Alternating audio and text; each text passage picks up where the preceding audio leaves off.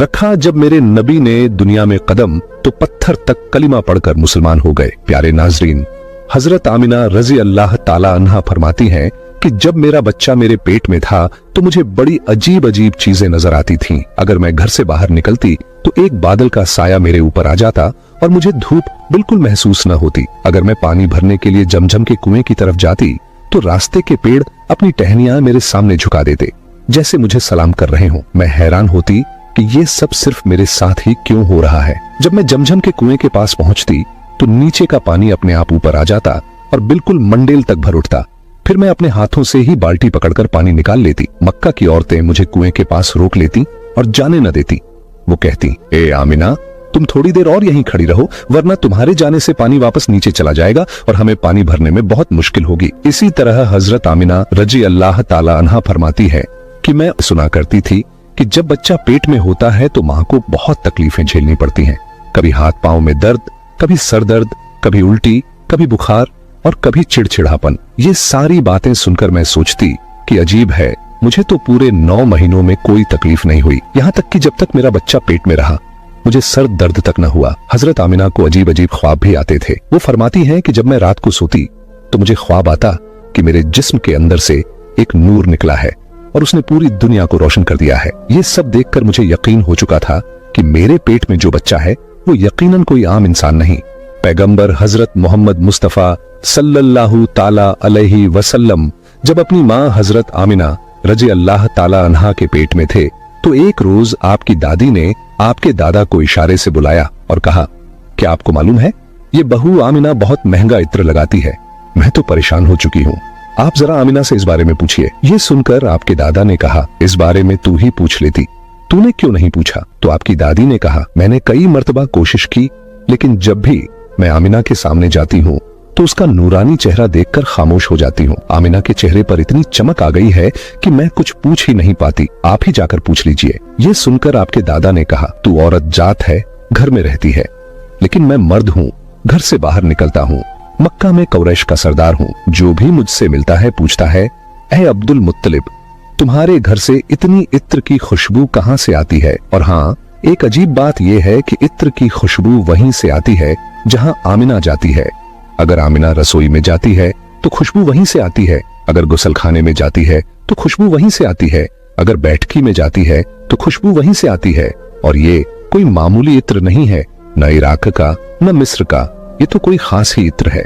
इसके बाद आपके दादा हजरत अब्दुल मुत्तलिब ने हिम्मत की और आमिना को बुलाकर कहा, बेटी आमिना, तुझे पता है मैं कुरैश का सरदार हूँ, खाना ए काबा का मुतवल्ली हूँ, बड़ी इज्जत वाला हूँ। जहां भी जाता हूँ लोग पूछते हैं, ऐ अब्दुल मुत्तलिब, तेरे घर से इत्र की खुशबू कहाँ से आती है? बेटी, मैं तो इत्र नहीं लगाता, तेरी माँ भी इत्र नहीं लगाती, तू ये इत्र कहाँ से लाती है?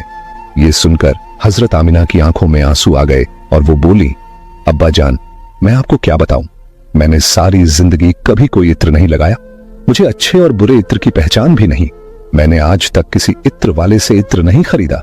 मगर अब्बा जान, मैं आपको एक राज की बात बताती हूँ।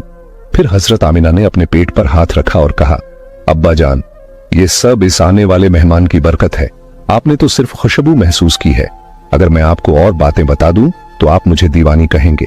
ये सूरज कई बार मुझे सलाम करता है, ये चांद कई बार मुझे सलाम करता है, और यही नहीं, जब मैं सोती हूँ तो ऐसी ऐसी औरतें मेरे सामने खड़ी होती हैं जिन्हें न मैंने कभी देखा और न आपने, वो औरतें मेरे ऊपर हवा करती हैं। हुजूर सल्लल्लाहु अलैहि वसल्लम के दादा हजरत अब्दुल मुत्तलिब दिन रात काबे के पास जाकर काबे का गिलाफ पकड़कर रो रो कर दुआ करते, या अल्लाह, मेरा बेटा अब्दुल्लाह इस दुनिया में नहीं रहा मगर उसके घर एक बच्चे की पैदाइश होने वाली है, या अल्लाह, इस बच्चे की हिफाजत फरमा और मेरे अब्दुल्लाह की नस्ल बाकी रखना। हुजूर सल्लल्लाहु अलैहि वसल्लम के सारे चाचा इसी इंतजार में रहते थे कि उनके भाई अब्दुल्लाह के घर बच्चा कब पैदा होगा। यहूदियों की किताब तौरात में लिखा हुआ था कि जब आखिरी नबी आने वाले होंगे तो उनकी पैदाइश से 10 दिन पहले आसमान पर एक लाल सितारा चमकेगा।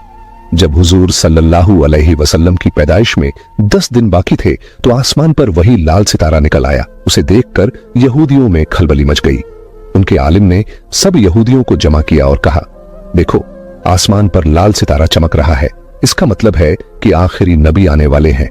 जाओ और मालूम करो कि इस वक्त मदीना मुनव्वरा में किसके यहाँ लड़के की पैदाइश में 10 दिन बाकी हैं। यहूदी मदीने गए और मालूम किया तो बहुत सी औरतें हमल से थीं, मगर किसी का वक्त करीब नहीं आया था। किसी के 2 महीने बाकी थे, किसी के 4। वो आलिम के पास लौटे और कहा कि मदीने में ऐसा कोई बच्चा अभी पैदा होने वाला नहीं। आलिम ने जवाब दिया, अब मक्का जाकर देखो। सारे यहूदी मक्का पहुंचे और मालूम किया कि वहां किन घरों में पैदाइश होने वाली है। लोगों ने बताया, हाँ, यहाँ मक्का में 5 औरतें हैं जिनके यहाँ बच्चा होने वाला है। यहूदियों ने कहा, नहीं, हमें ऐसे बच्चे की पैदाइश की खबर चाहिए जिसका बाप पहले ही इंतकाल कर चुका हो। लोगों ने बताया, हाँ, अब्दुल मुत्तलिब का पोता पैदा होने वाला है। इस बच्चे के बाप अब्दुल्लाह कुछ महीने पहले ही दुनिया से चले गए। ये सुनकर यहूदियों की चीखें निकल गईं। वो रोते चिल्लाते अपने आलिम के पास पहुंचे और बोले, हाय अफसोस, आज नबूवत यहूदियों से निकलकर मक्का वालों को मिल गई। वक्त यूं ही गुजरता गया और आखिर वो दिन आया जिसका सबको बेसब्री से इंतजार था, जिसका इंतजार आसमान, जमीन, परिंदे और हर मखलूक कर रही थी। और फिर वो घड़ी आई, आज उस बच्चे की पैदाइश हुई जिसकी वजह से पूरी दुनिया बनाई गई। अगर वो न होते तो शायद ये दुनिया भी न होती। आज उस बच्चे की पैदाइश हुई जिसके लिए चांद 2 टुकड़ों में बांट दिया गया। आज उस बच्चे की पैदाइश हुई जिसकी खातिर सूरज को अपनी जगह पर रोक दिया गया। अल्लाह ने हुक्म दिया, ए सूरज, अभी मत डूबना, क्योंकि मेरे हबीब मोहम्मद सल्लल्लाहु अलैहि वसल्लम ने अभी असर की नमाज अदा नहीं की। आज उसी बच्चे की पैदाइश हुई जिसके पास पूरी जिंदगी में जिब्राइल अलैहिस्सलाम 26,000 बार तशरीफ लाए। रात गहरा चुकी थी। हजरत आमिना रजी अल्लाह ताला अन्हा के पेट में हल्का सा दर्द उठा। उन्हें महसूस हुआ, शायद आज मेरे बच्चे की पैदाइश होने वाली है। उन्होंने हजरत अब्दुल मुत्तलिब को ये खबर दी। हजरत अब्दुल मुत्तलिब ने मोहल्ले की दाई हजरत शिफा को बुलाकर कहा, आज रात तुम आमिना के साथ ही रहो, क्योंकि मेरे बेटे अब्दुल्लाह के घर बच्चा पैदा होने वाला है। रात धीरे धीरे गुजरती गई। चांद खामोश होकर बादलों में छुप गया। हजरत आमिना फरमाती है, जिस रात मेरे घर बच्चे की पैदाइश हुई उस वक्त गरीबी का ये आलम था कि चिराग में तेल जलाने के भी पैसे नहीं थे। यही वो गरीबी की रात थी जिसमें हमारे आका सल्लल्लाहु अलैहि वसल्लम इस दुनिया में तशरीफ लाए। उस रात हजरत अब्दुल मुत्तलिब और उनके सारे बेटे घर के बाहर बैठे रहे। वो सोचते रहे, अगर अब्दुल्लाह की बीवी के साथ कोई हादसा हो गया तो हम फौरन इलाज का इंतजाम करेंगे। पूरी रात कोई नहीं सोया। रात ढलती जा रही थी। चांद खामोश होकर डूब चुका था। हर तरफ अंधेरा ही अंधेरा था। घर के अंदर भी अंधेरा, घर के बाहर भी अंधेरा। सहरी का वक्त हो चुका था कि अचानक हजरत आमिना के पेट में तेज दर्द उठा और वो समझ गईं कि अब पैदाइश का वक्त आ गया है। उन्होंने दाई शिफा को आवाज दी, मुझे दर्द हो रहा है। 1 घंटा पैदाइश का वक्त गुजरा और फिर सुबह होने से कुछ पहले हमारे प्यारे आका सल्लल्लाहु अलैहि वसल्लम इस दुनिया में तशरीफ ले आए। हुजूर सल्लल्लाहु अलैहि वसल्लम की पैदाइश पर 3 बड़ी अजीब निशानियां सामने आईं, जिन्हें देखकर दाई शिफा भी हैरान रह गईं। पहली चीज, जब बच्चा पैदा होता है तो उसकी नाफ मां की आंत से जुड़ी होती है, मगर हमारे हुजूर सल्लल्लाहु अलैहि वसल्लम की नाफ मां की आंत से बिल्कुल अलग थी। दूसरी चीज, जब बच्चा पैदा होता है तो उसके साथ बहुत गंदगी निकलती है, लेकिन हमारे आका सल्लल्लाहु अलैहि वसल्लम जब पैदा हुए तो उनके साथ नजासत का एक कतरा भी नहीं निकला। तीसरी चीज, जब लड़का पैदा होता है तो उसका खतना नहीं हुआ होता, लेकिन हमारे प्यारे आका सल्लल्लाहु अलैहि वसल्लम का खतना मां के पेट के अंदर ही हो चुका था।